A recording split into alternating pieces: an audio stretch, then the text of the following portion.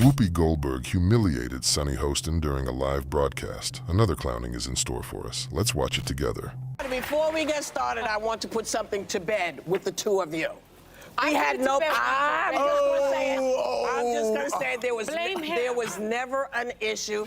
A sound was made on the table, and that's what it was. We don't need to bring it up ever again anywhere. Okay, we're good? Yes. Okay, so you know who's really out of her mind that you're here? Alyssa. I've been counting down the days so you're here because finally we have someone at the table who's willing to talk about Scandival. Yes! The elderly Whoopi came from ancient times, and that's why she got so angry at Sonny at the beginning of the episode about her phone not being switched off. Honey, get used to the new technology and control your own henchmen. I loved the book because I loved that it was easy reading, it's digestible, right? It ain't Tolstoy, but it's funny and hopefully touching. Easy, and it's very relatable. Tolstoy you write a lot about what it's been like for you to be a single working dad and how hard it can be when you feel like you're failing or not spending enough time with your kids. I can tell you that's every parent's greatest fear. It is. You just don't want them to be on the couch in 20 years with their psychiatrist complaining about you. I know. That's what you don't want. And trust me, I don't want a little Christina Crawford writing a book about me. And so I was very nervous writing this book. I'm telling cute stories about them. I'm like, I hope they think they're cute later. Here's the thing, you can only do your best. You can't, there's no guarantee that she's not going to write a book about it. There's no guarantee. There's no guarantee. It's a crapshoot.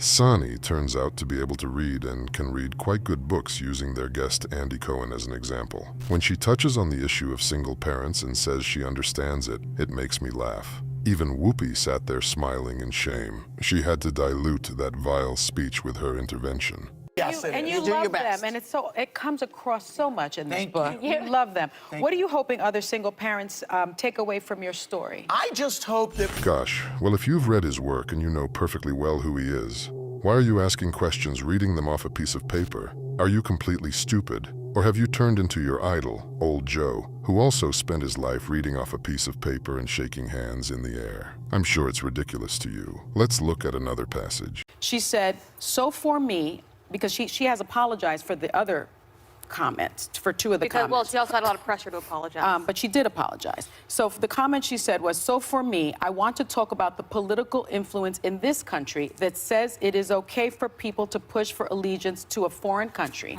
And I want to ask, why is it okay for me to talk about the influence of the NRA, of fossil fuel industries, or big pharma, and not talk about a powerful lobby that is influencing policy?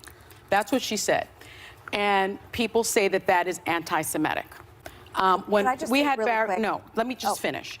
When we had Barry, Omar has never suggested that Israel does not have the right to exist. Can I say what she has said? So to me, it seems to me that Republicans are trying to use this as a wedge issue. I'm really not. And I think that not you. She's not talking about you. You know, this selective outrage is kind of crazy because I don't think that the Republicans have moral high ground here. But it seems like Democrats are upset too, Kevin McCarthy has used these anti-Semitic tropes. I think that Jim Jordan just recently, tweeted this against Tom Steyer. Remember that Ilhan Omar in the West Virginia Republican Party just had this huge poster superimposed with her face with 9/11 terrorists. And I haven't heard any outrage about that coming from the Republican Party. Oh my God, you are so stupid. First of all, I completely deny what she just said. It's complete rubbish. She thinks only Democrats are capable of feeling and compassion. So why don't you have compassion for people who live on the border and face migrants? That you don't have compassion for our people who are tired of sponsoring wars and just want to live in peace? Because our Constitution, I'm sorry, I gotta push back hard on this. You can push back after I'm finished speaking. The Constitution protects freedom of the press. I think what you said was just straight propaganda, just so we're clear. I'm sorry. If the law is propaganda, I'm sorry. It is then not. I'm sorry. They're not. So to say that's under the freedom of speech, I can't get. Here's what I would tell you. Let her do it. The Obama administration. This happened in 2010 is what you're talking about, My dad right? was ambassador to China at the time I was living there, and I remember it was so awful for the embassy because spies that were working over there, their names were released and put out to the public, and that puts their lives at risk.